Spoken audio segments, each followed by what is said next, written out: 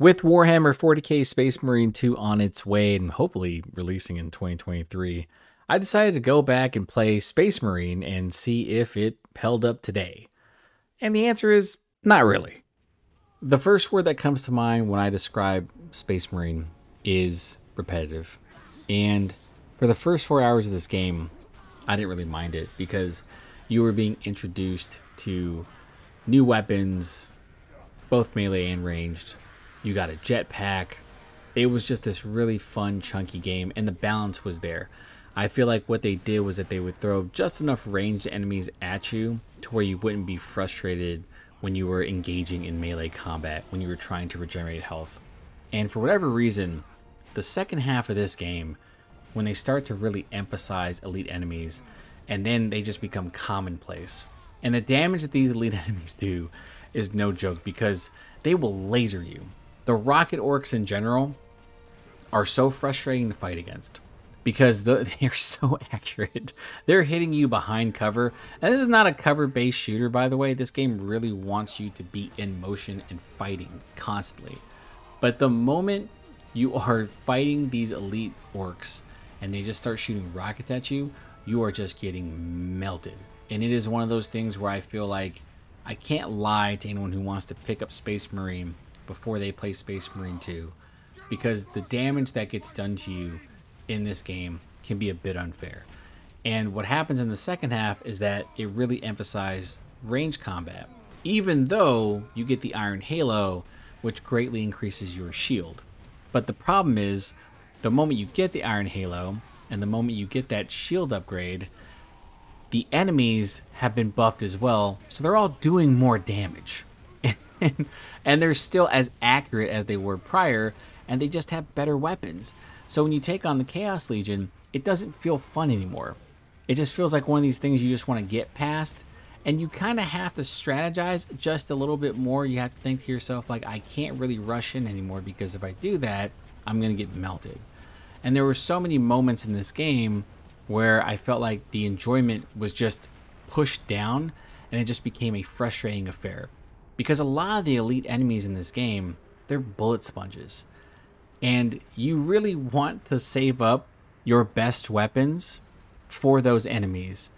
Because if you don't, you're just going to be firing at them nonstop, trying to draw them close, getting a couple shots in, and hoping they don't hit you, and hoping that you're good at your dodge roll. Because otherwise, you're just going to get bodied. And it can be really frustrating. So the repetitiveness in the first half, you probably won't mind. You're probably cool with it because you have all these orcs being thrown at you. You're ripping them apart. You're just doing your thing, having a good time. You notice that, like, there's a little bit of unfairness when it comes to some of the ranged enemies. But that's cool because you can close the gap pretty quickly.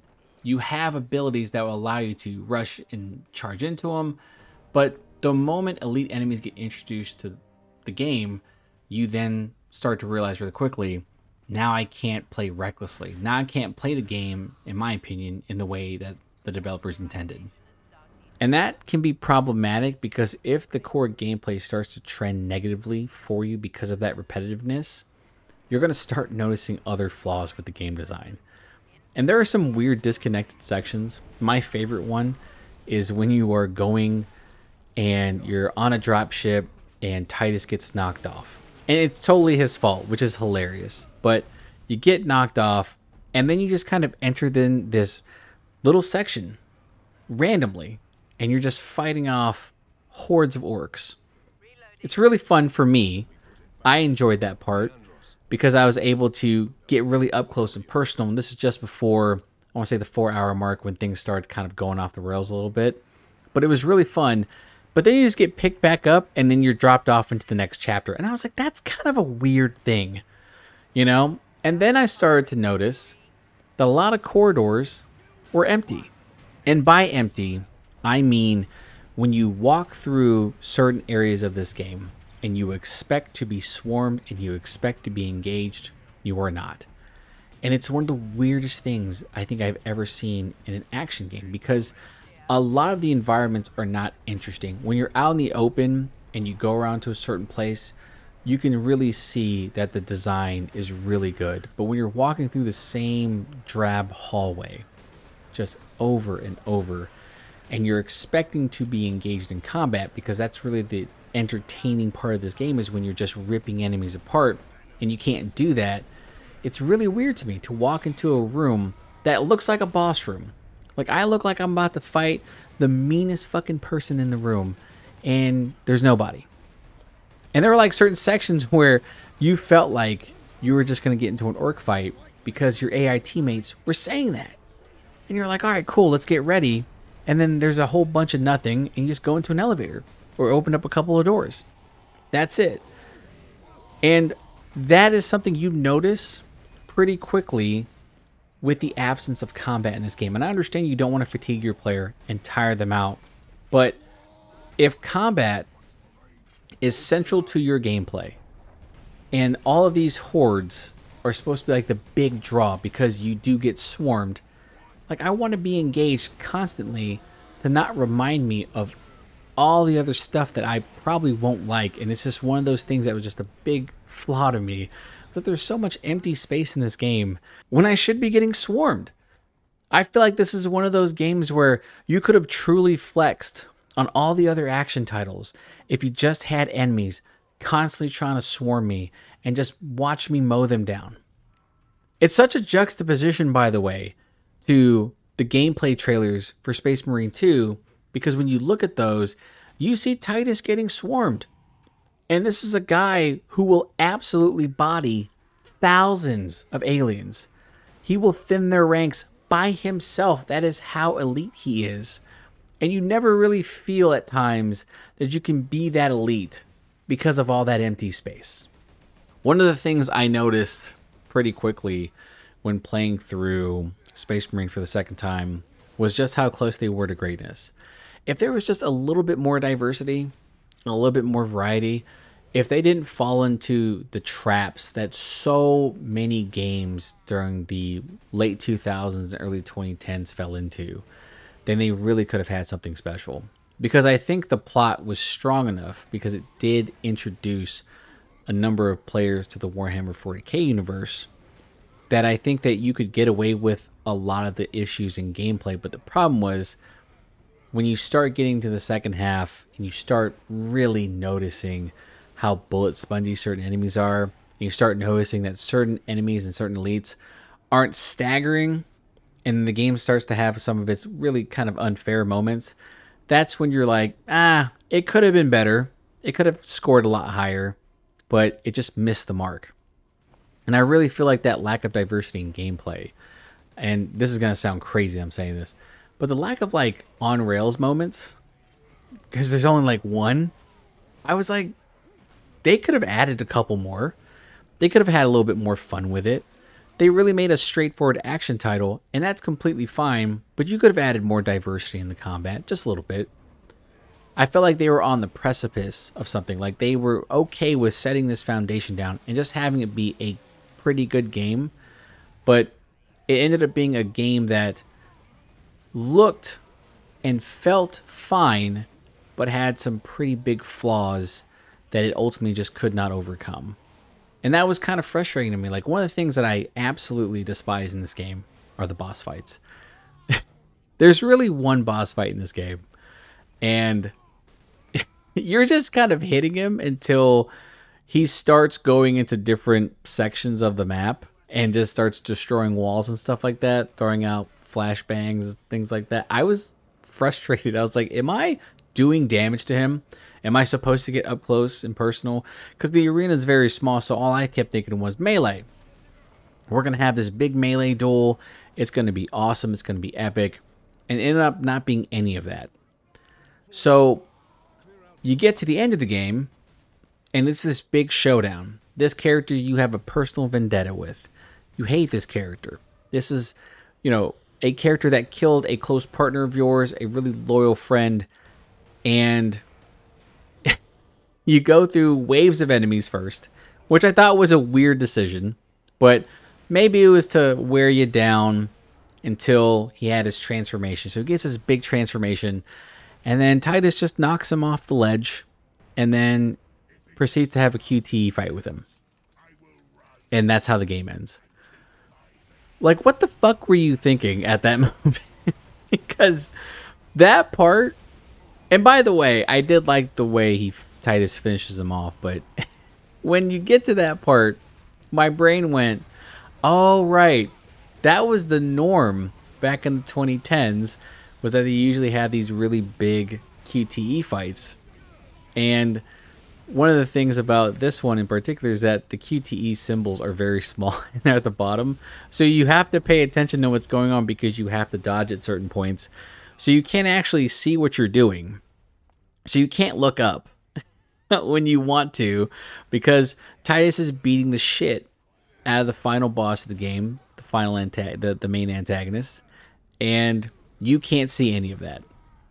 That's incredibly dissatisfying. It was just one of those things where I was like, this game had potential, and it's just frustrating to see that it couldn't meet its potential because it was falling into all of these traps that were prominent in game design in the late 2000s and early 2010s. I personally thought, because we were almost near the tail end of the PS3, that maybe if the game sold well, I think Warhammer 40k has enough clout to it and is popular enough to get its fan base to dive in and play this game, that maybe we would see a sequel pretty quickly and it would come out on the PS4, Xbox One, and that all of the issues that the first game had could be corrected and we would get a far more satisfying sequel. Now, I didn't think it would take 10 years, but I'm glad it's here. I'm glad that Space Marine 2 is coming out, and the glow up for that game is honestly fantastic. When it first got announced, I think a lot of people kind of tilted their head and went, I forgot about that game. And I think a lot of the Warhammer 40k fans were like, is that Titus? Are they really doing this? And so when they were showing off more footage of the game, and I was like, oh, I wonder if they're going to make any real big changes. Will there be a different type of game than the original? And then the sequel pretty much showed that it's going to be just like the original game, the original Space Marine, but with a far greater emphasis on melee. And there's going to be a ton of new tricks, just so that it can feel good for modern audiences. One of the biggest flaws of kind of going back and revisiting these older titles is that some of them really don't hold up. And I wouldn't say Space Marine falls into that category, but compared to its contemporaries, it kind of falls short. Because you can see that it wants to be this God of War, Gears of War mashup. And at some parts, it really does succeed. It really does succeed at the beginning, but there's just a lack of oomph. There's something that's missing from the formula that I feel like if it really wanted to make its game its own, it would just go crazy. And I thought that the game played it safe. And then obviously the other flaws just started to become more and more pronounced. But if you look at the Space Marine 2 footage, that game looks like it's just going straight balls to the wall action. It's introducing new mechanics. It is getting gory and graphic. And I think there's going to be an emphasis on a unique Warhammer experience that you're not going to find anywhere else. And I really hope that the developers nail it. Because the new developer for Space Marine 2 is Saber Interactive. And they've done a really good job of taking these established universes like Evil Dead and World War Z, and then making these really entertaining games for them that are really unique. And I really feel like that team can do a lot for Space Marine 2. And my only recommendation is, and my only hope is really, is that they don't play it safe. Is that they really dig deep and give this unique Warhammer experience, because I think fans are really anticipating that. Like, you're showing off these crazy trailers that look amazing. Visually, it's stunning. But they're also showing like the different enemies coming at you. You're getting swarmed. You're seeing just how capable Titus is. They're going to have new Ultramarines there. I really feel like they could rectify and correct a lot of the mistakes that Space Marine had, and then potentially create a new franchise. And just the fact that Space Marine is getting a second chance is something that I really appreciate. Because when I first played this game in 2011, I enjoyed it. I knew it was flawed, but it was just one of those games that I really liked. Plus the multiplayer experience, which I couldn't dive into with this, was honestly kind of fun. I don't know if there's going to be multiplayer for Space Marine 2, but if I was Saber Interactive, I would do it. I think because you have all of these enemies on screen and you are constantly fighting this horde, I think that it would be a missed opportunity for them to not include some type of co-op. And because I feel like the competitive multiplayer was actually pretty well received, I think that it would also be kind of cool to see it come back. It has been 10 years. So whatever they end up doing, I'm going to support, but I really feel like it would be a missed opportunity to not put co-op in this game. Look, I'm fairly certain that when Space Marine 2 arrives, it is going to have a recap of Space Marine.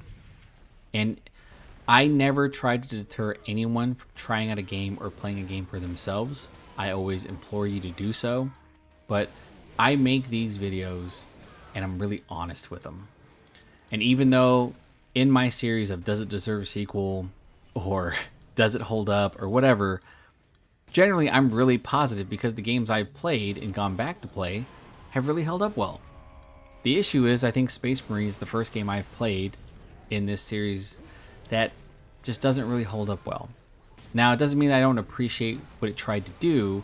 It just didn't execute well enough in its game design and its philosophies for me to kind of say to someone, you should go ahead and play it.